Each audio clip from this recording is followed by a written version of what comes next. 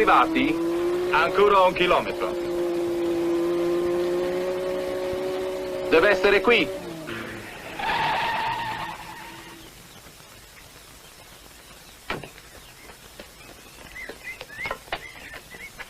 Dai, dai, presto!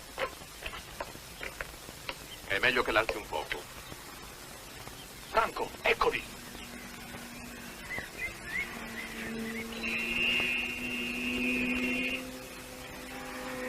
Gira.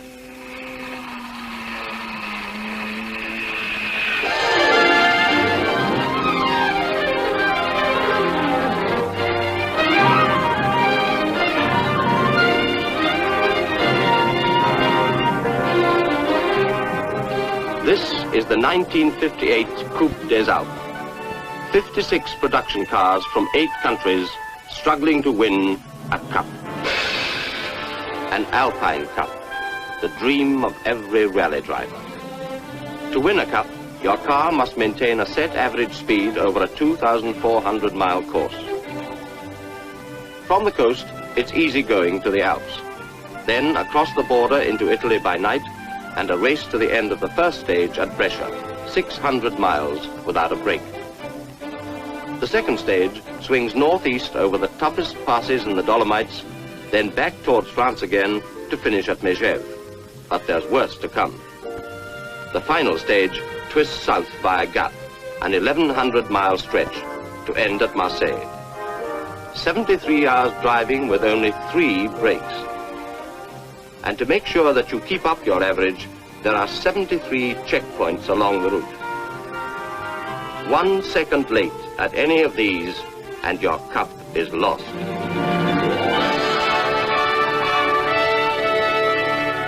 Marseille, and Paddy Hopkirk's Triumph is the first car to take its place on the starting ramp.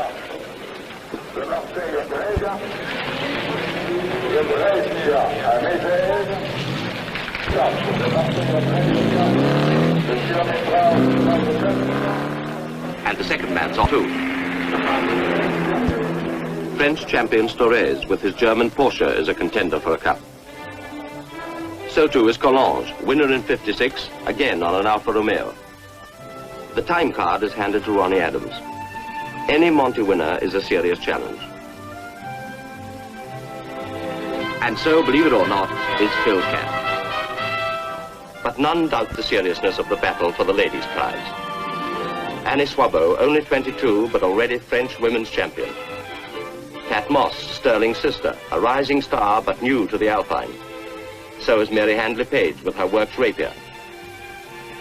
European champion Nancy Mitchell won the ladies' prize and a cup last time.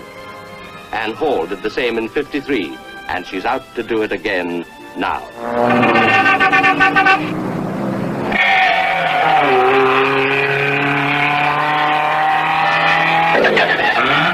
Here comes the first real challenge.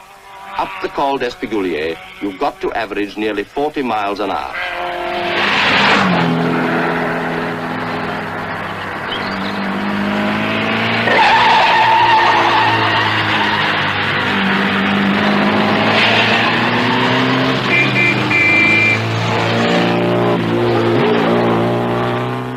Delia's Citroën is going well. So is Harrison Zephyr. Peter Harper is Britain's most successful rally driver, but his Sunbeam is being harassed by a Volvo. Harper's rival, Gunnar Andersson from Sweden, is well on his way to becoming champion rally driver of Europe. Meredith Owens is trying hard too. Steady, you're not alone on the road, Mr. Owens.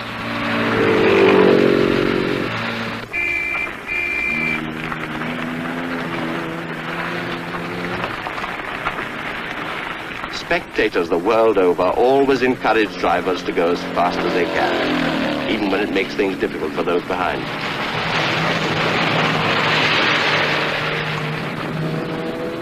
Gatsonides is trying for his 3rd consecutive Alpine Cup. Tommy Wisdom and his little sprite, an old hand on a new car, but already they're finding the going very tough.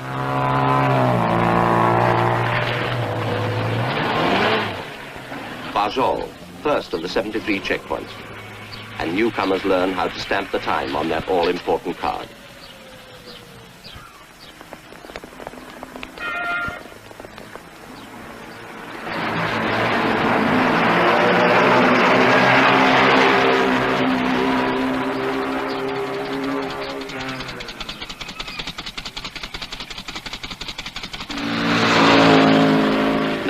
means that treacherous time between daylight and darkness when long shadows play tricks with the driver's vision.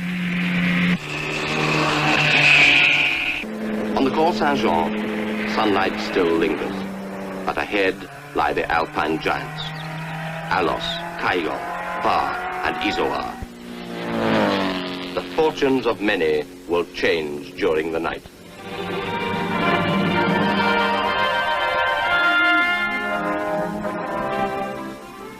The French-Italian border. Barisat's triumph has made it. And John Gott's on time too, but only by 4 seconds. Many are less lucky. Anne Wisdom and Pat Moss are the only girls still on time. Now for an easy run through sunny Italy.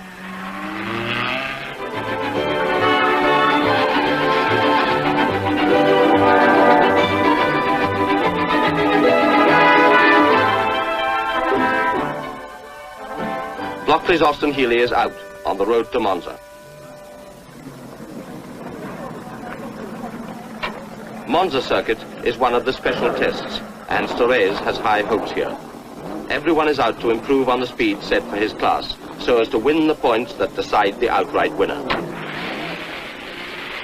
The big cars have to average 85 miles an hour for 3 laps. Tax Mercedes sweeps into the lead. Then the Ferrari, Austin Healey.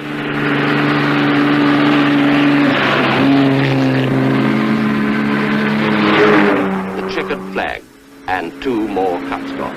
The Ferrari has spun, and Adams Ford has laked too. Tack has made the fastest time of the day.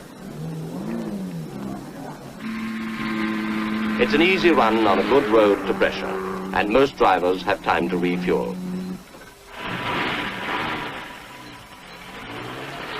But even on an easy run, someone can be unlucky. Corbishley Standard is 3 minutes late. Some are pleased with life. Others just want to go to bed. It's time for sleep, and the cars are locked away until tomorrow. The first stage has taken a heavy toll. 56 crews left Marseille hoping to win an Alpine Cup, but already 12 have dropped out, and 28 arrived late at a checkpoint. So now only 16 crews can win an Alpine Cup. The second stage runs northeast towards Austria over some of the highest passes in Europe. Croce Domini, Vivione, Penes, Montegiovo, Stelvio, and Gavia. Then back towards France again over the Great St. Bernard to finish at Megève. And it's a 4 o'clock start.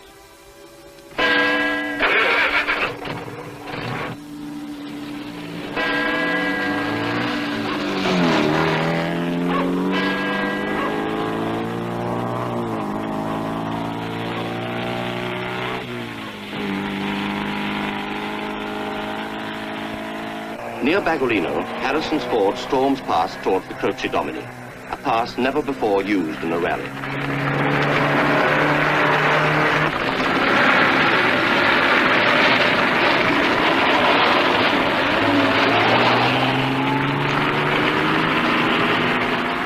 There's Torres in his Porsche. And here's his main rival, Consten, in an Alfa. Already, the new pass has claimed a victim. The AC is a write-off, but the crew are safe. If you still think rally driving is easy, just follow Peter Harper on the descent.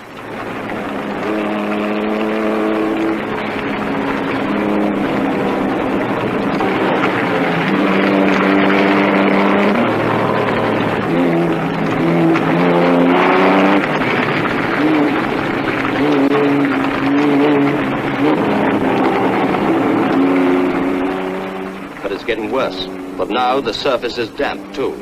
Not water, but petrol from Tax Mercedes. A stone pierced his tank, and now he must rely on gravity.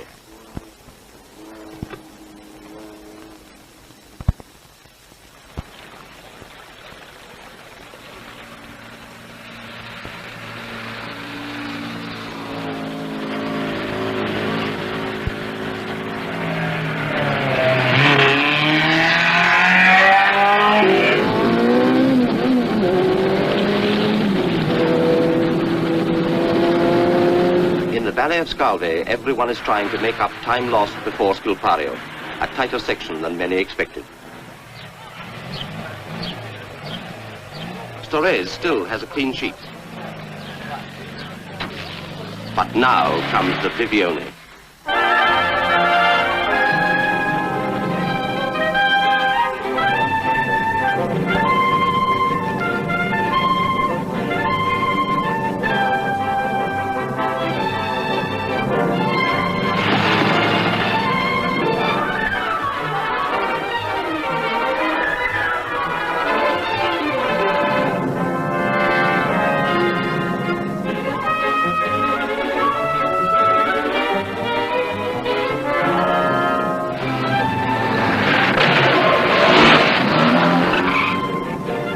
The Citroën is the only French car left in the rally.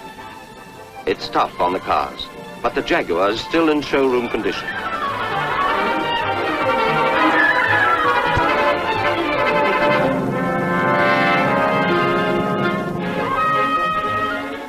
On the descent, everyone is busy making up time before the checkpoint.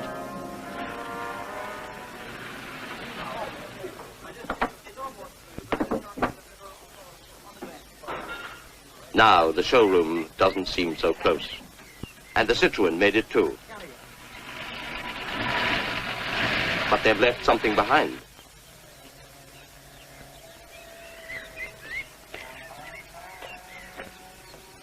The Porsche has suffered too, but Storres has kept his clean sheet.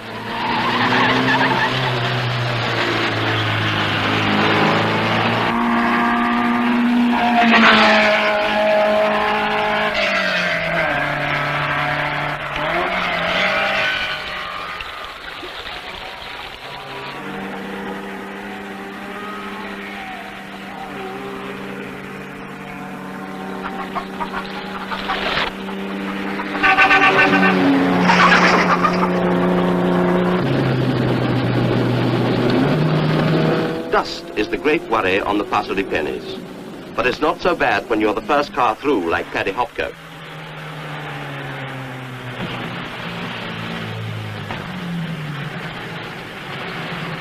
Vipiteno, the foot of the Brenner. And now we swing back towards France again.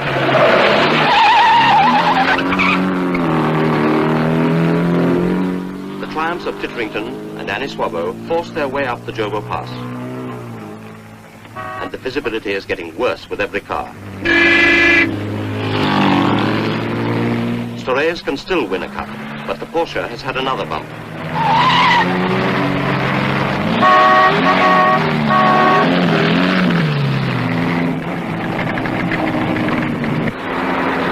The Standard has been driven flat out from the word go, but it's still got plenty of steam. So has Hopkirk's Triumph. A pause to cool off, for ahead lies Italy's highest pass.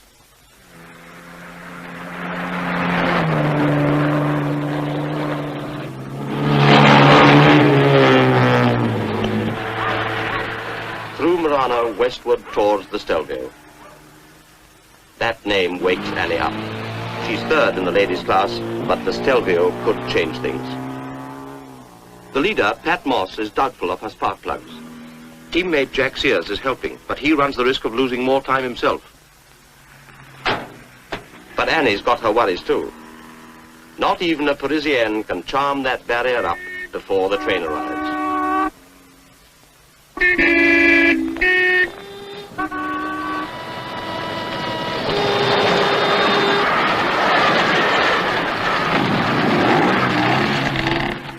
And now there's a Grand Prix to the Stelvio.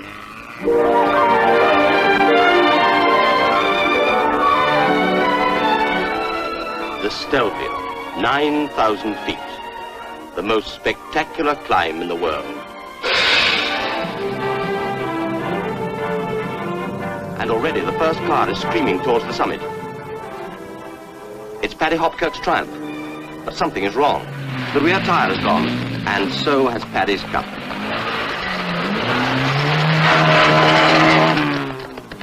But let's have a go at the climb ourselves. The checkpoint in the valley. Our card is stamped. We're off.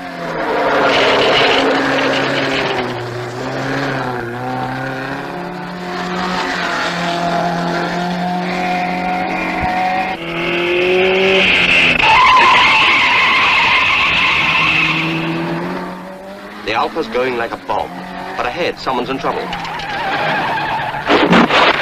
And Annie Swabbo spun her triumph. The strike made, but our Alfa's still to come.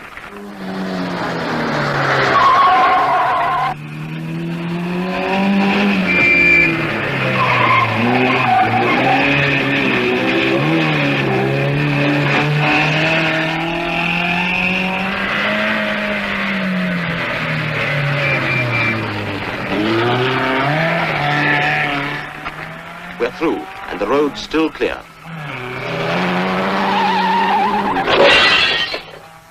But the Denzel isn't making things any easier for the next man.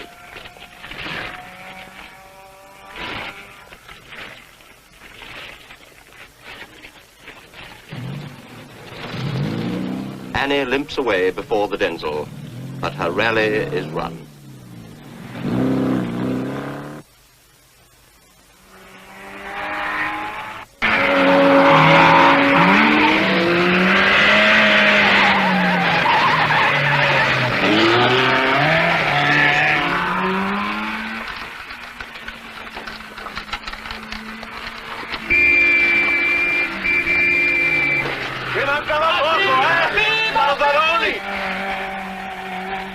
Higher up, there's a battle for fastest climb. Consten's best so far. The Porsche is frantically trying to make up time lost further down.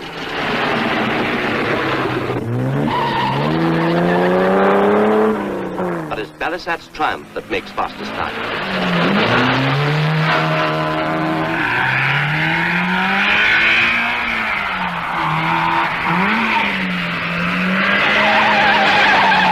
Only one more hairpin, the 48.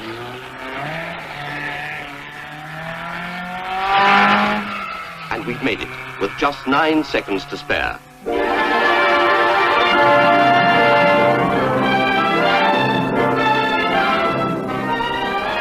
Next comes the Gavia, the most deadly of the lot. A shocking surface, unfenced drops, and worst of all, clouds.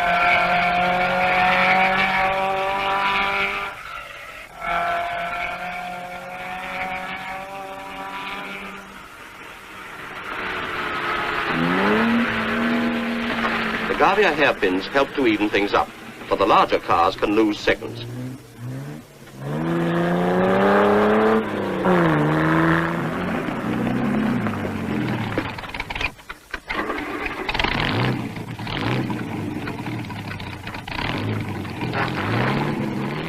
The descent gives small cars a chance to win back those seconds lost through lack of power.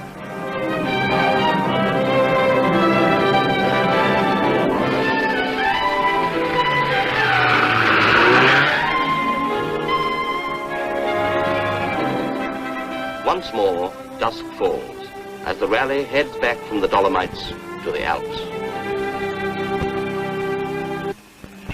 Touching Switzerland and finish in Megève. Belisat's on time, the only triumph that can still win a cup. John got 2 and 2 other Heelys as well. But the little sprites have found the schedule too tough. This is Consten's first Alpine, but he's up among the leaders. The Alfa of Riess and Wencher is putting up the best performance of the rally so far. Pat Moss and Ann Wisdom lead the ladies and still have the chance of a cup. Nancy Mitchell's co-driver made a mistake earlier, and now she's being more cautious.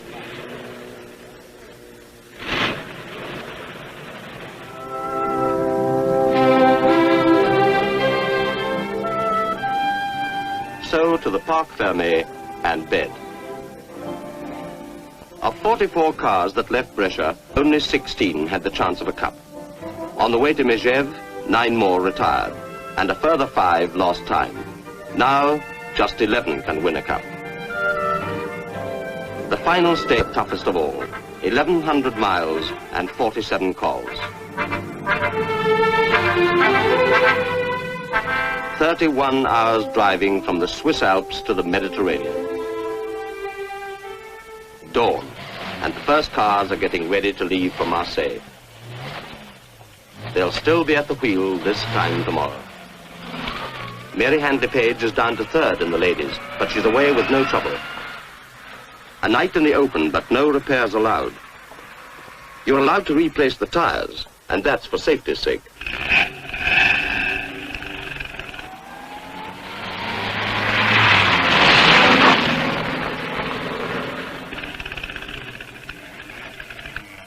Consten's Alpha sounds as crisp as ever. Success, but they've lost marks by pushing. Anderson's Volvo has been most impressive, and his chances of a cup are as good as anyone's.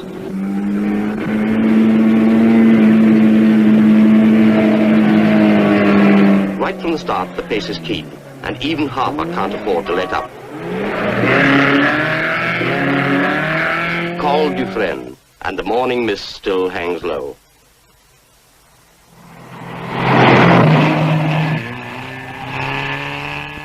This is Gunnar Anderson's first attempt to win an Alpine Cup, but you'd think he'd been driving on these roads all his life.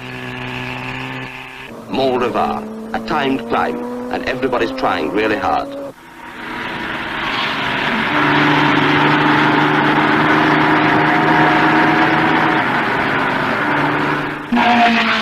But fast driving alone won't win that cup. You've got to be on the right road all the time.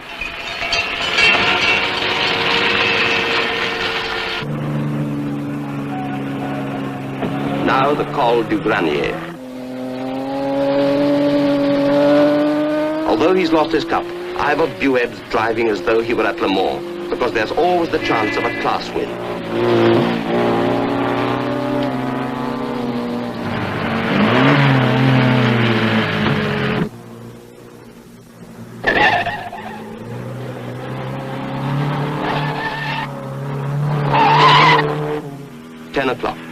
Frank Brown's has been at the wheel for 6 hours, but he still hasn't had time for breakfast.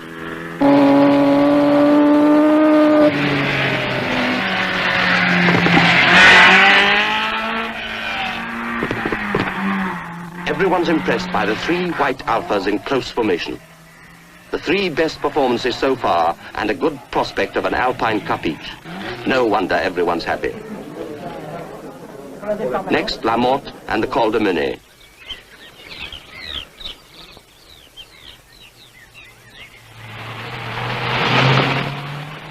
It's a loose dirt surface with lots of dust, but it suits Anderson, for it's just like Sweden.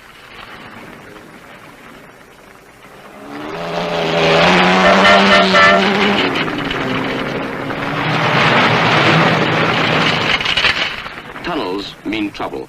Sunlight to total darkness is more than the eye can take.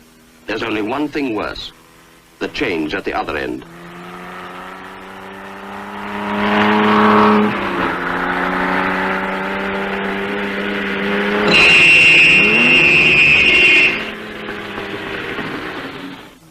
When you're trying to make up time, there are so many things that can hold you back. It may be another motorist, or tire trouble on a tight section when you've no time to finish the job. Or perhaps a procession. But usually brakes are the biggest worry, whether they be drum or even disc. It's always one long battle with time itself.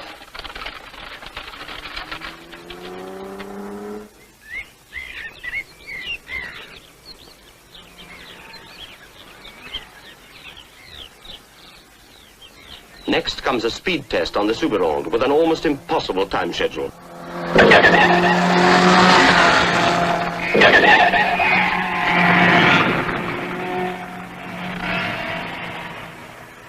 The Suberonde has the surface of the Croce Domini, the narrowness of the Gavia, the dust of the Minet, and the twists of the Vivione.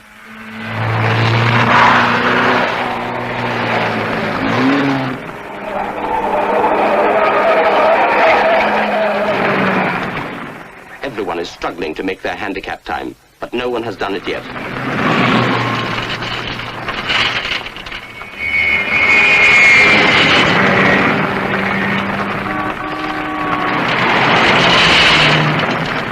Even Consten isn't fast enough.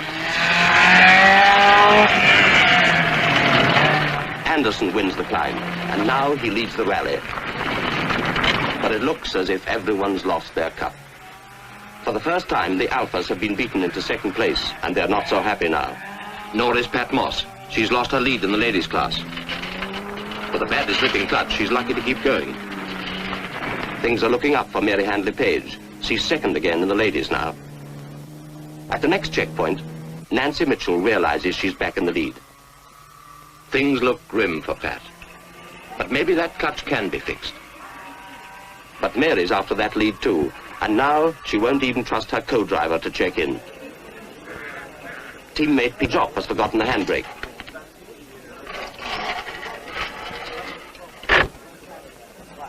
An easy thing to do when your chief rival is just across the square. The Volvo's in trouble too. Anderson still leads, but there's 500 miles to go. Now, Mary won't even trust the officials.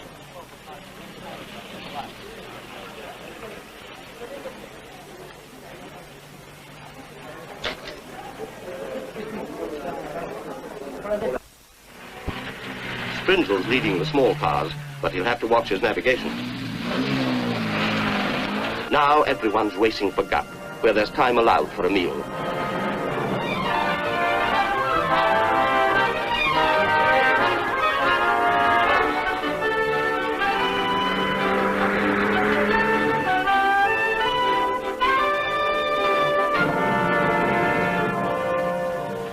After 15 hours hard driving, a short break is welcome.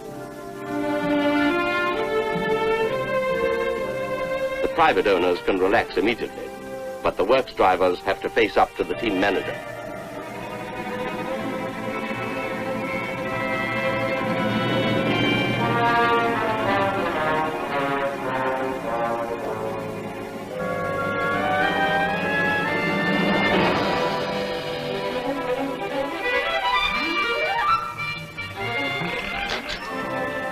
But most people reach the Parc Fermé without mishap.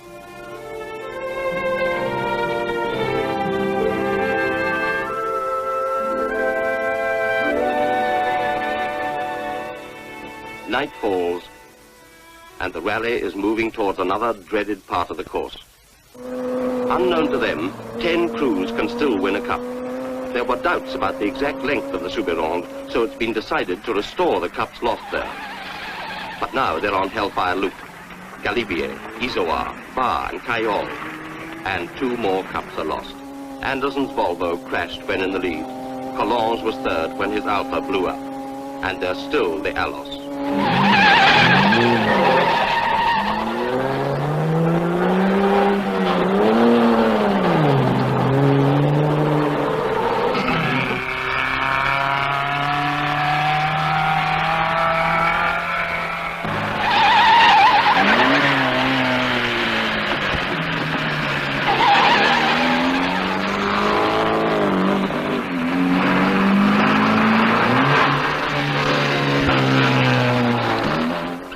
One must admire manufacturers whose cars are tested on a course like this, when the results are studied the world over. From France, Citroën with their ID19. From Italy, Alfa Romeo and their Giuliettas. From Britain, Roots and the Sunbeams. Standard with their Triumphs.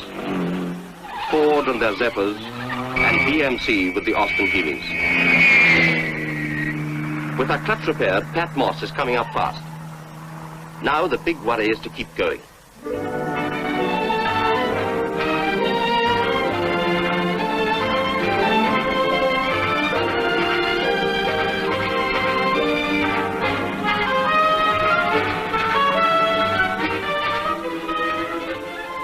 But you mustn't relax and leave your co-driver behind.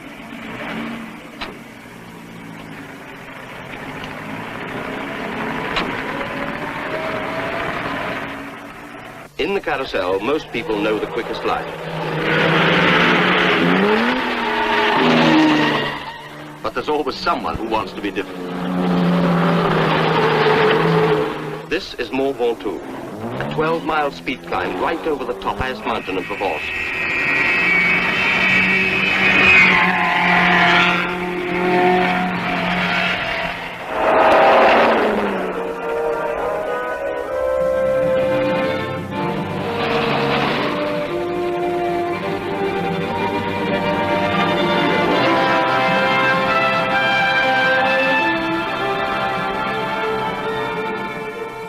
Now to the last time check before Marseille.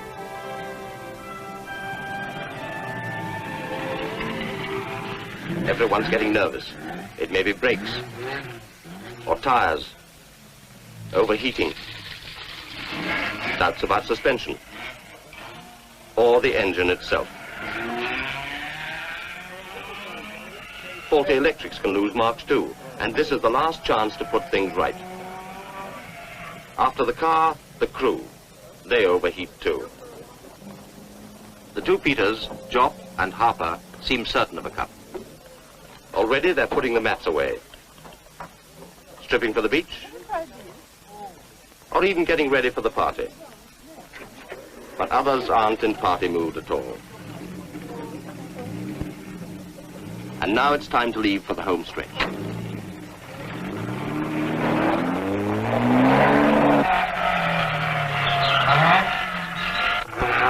"31 hours on the road, and at last we're approaching Marseille.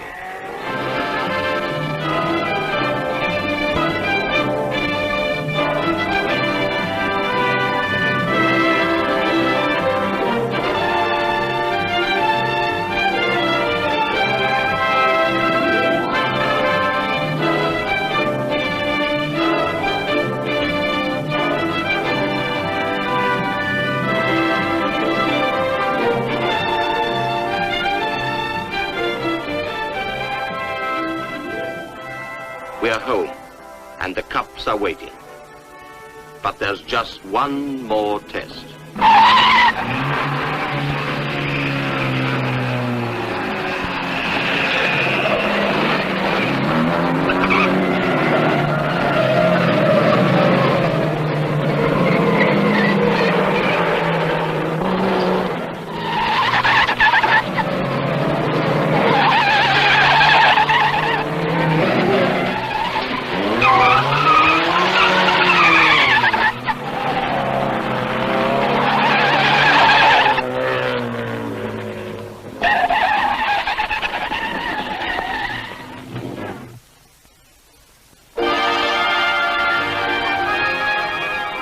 And for 7 crews, that dream has come true. 7 out of 56. To the French pair, Consten and Delageneste, an Alpine Cup and best performance of all on their Zagato-bodied Alfa Giulietta.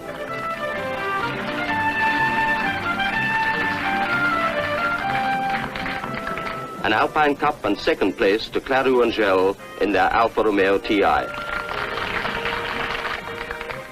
Riess and Wencher of Germany, another cup, again with an Alfa. Britain's first cup this year to Belisat and Berthaud with their Triumph TR3. Another to Edward Harrison and Dick Havisham on a Ford. And the two Peters in a Sunbeam have pulled it off as well.